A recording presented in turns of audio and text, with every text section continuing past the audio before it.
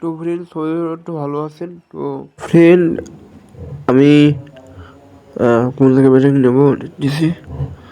তো না এখনো কিছু হয়নি। আচ্ছা তিনটা স্টাম্পিং বল হচ্ছে বাংলা চলে এসেছে। আচ্ছা একটা রানিং করি নাই, কি বলবো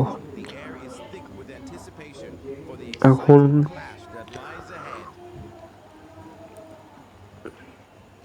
আচ্ছা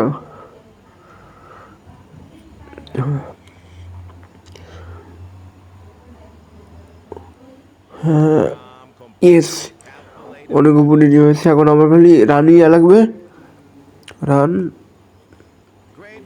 হ্যাঁ কি বলে নাকি